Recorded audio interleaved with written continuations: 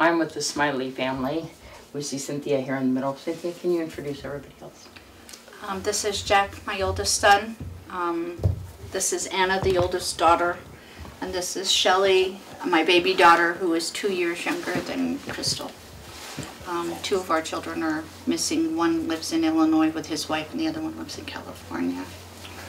And Cynthia, of course, we know, was tragically killed in a structure fire last Wednesday. And, Crystal, yeah.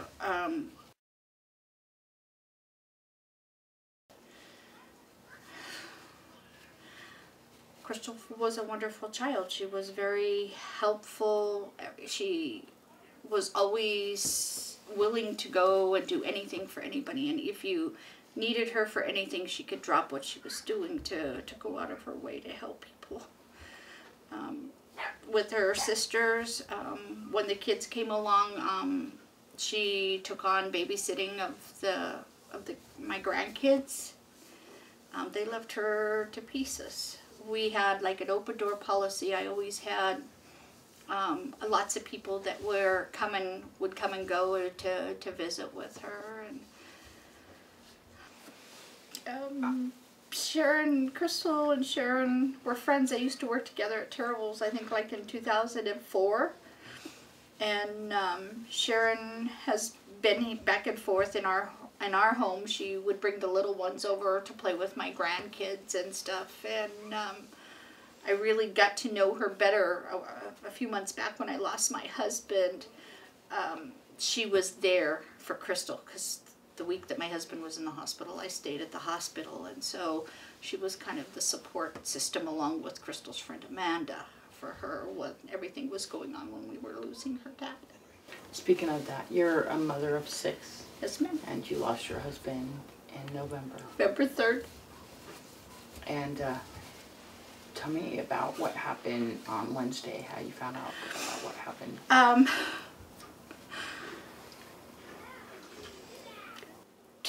The sheriffs came to the house. The sheriff came to the house about 10:15 in the morning and asked me if I knew any of the relatives of Crystal Smiley, and I explained that I was her mother, and all he could say was, "I am so sorry to inform you that your daughter just died in a house fire."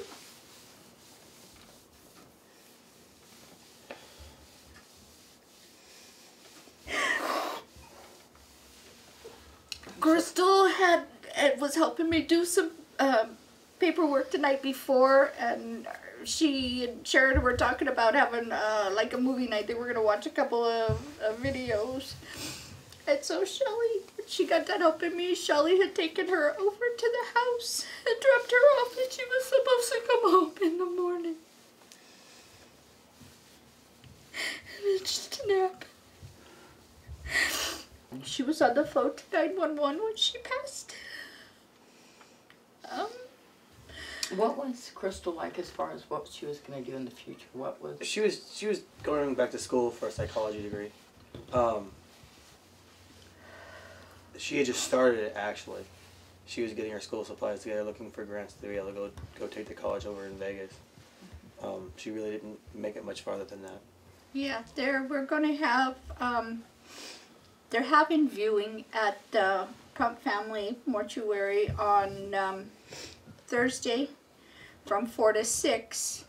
And then her funeral and memorial service is on Friday at 2 o'clock at the Prump Community Church.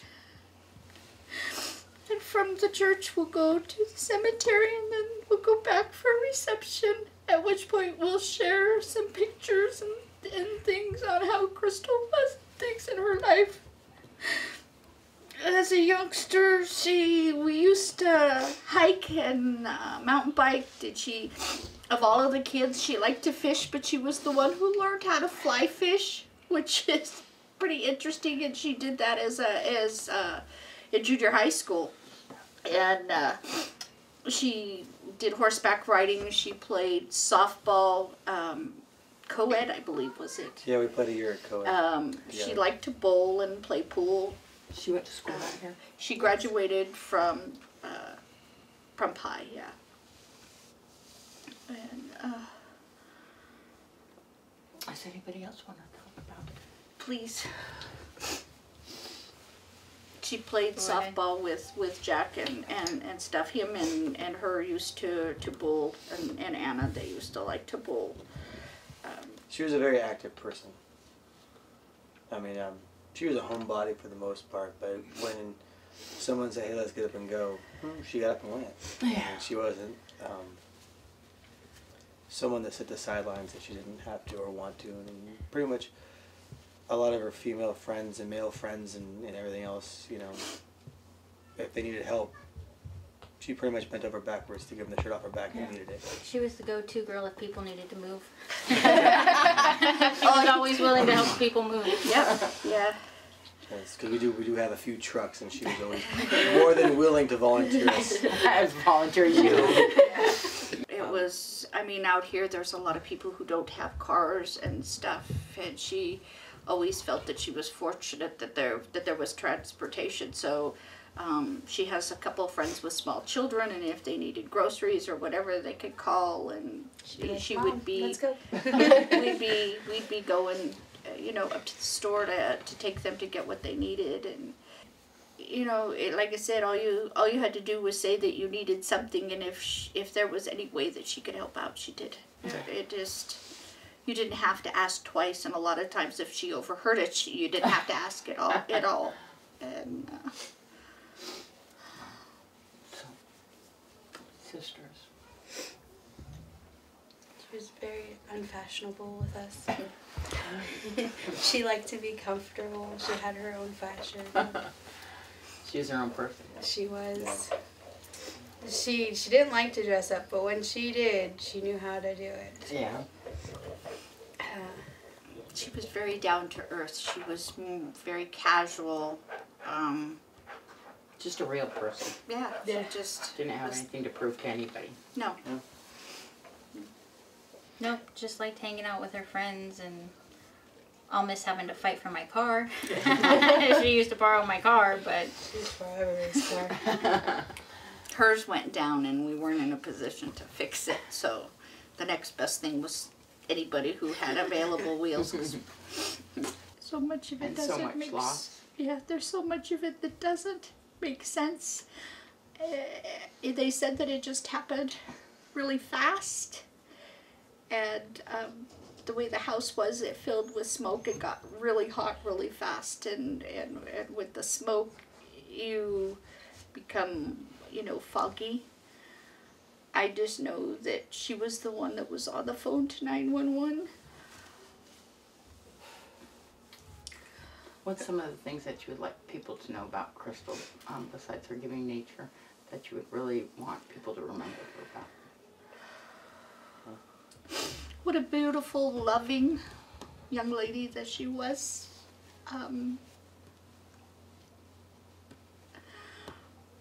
The fact that even with the little ones, that life was cut so short for the things that she wanted to do. But she didn't, she was giving and loving. She didn't talk about people and stuff. She was very open and honest, and accepted people for how they were. She wasn't judgmental, but the biggest thing was that she was just a wonderful, loving, beautiful young lady. She was the quiet one behind the scenes. Was she?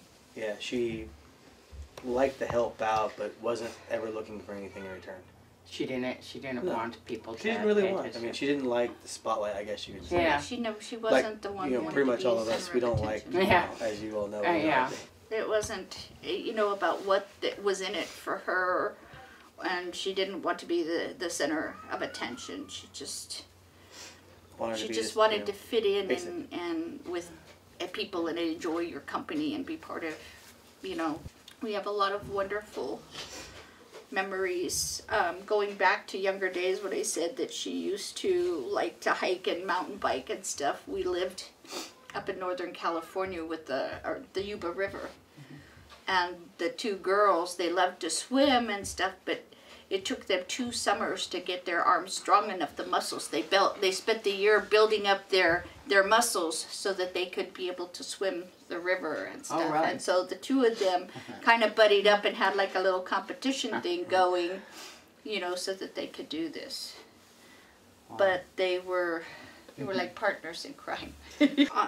I know that in our deep sorrow and stuff that we're suffering, we want everybody to know that Crystal loved, that Crystal loved the broadhead kids, that they, you know, they had been over here. She had been part of their lives for a couple years that they were coming and playing with the kids, but our heart really goes out to the Broadhead family with their loss, because I know that there's grandparents in there, and the father I don't know. Anthony, I've seen him a couple of times, but I've never, you know, had the opportunity to talk to him, but I can imagine that his heart is as torn as ours, and that I want him to know that Crystal cared about his family, and that at no point in her life would she ever have wished anything to happen.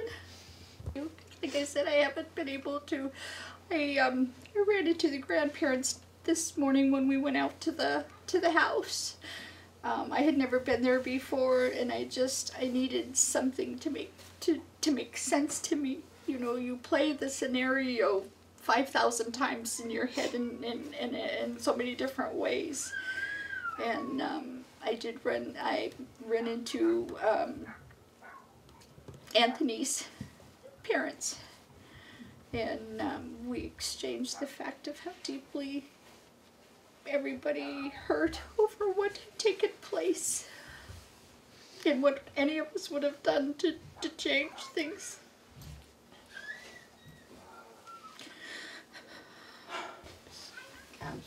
And most of us, you don't realize how fast things happen. I don't know if it's ever a possibility, but because our community is so different with the amount of manufactured homes, that if the fire department in any way could let people know what would be the safest thing. I mean, when we're in school, you know, they tell you stuff to prep you for earthquakes and fires, but as you grow up, things fade and you think you have a grip on things. So if there is any way the community could do some kind of a training to let people know what would be the safest thing, and how fire reacts if you break a window, and what to do when your home is full of smoke, because most everybody thinks you can just get out.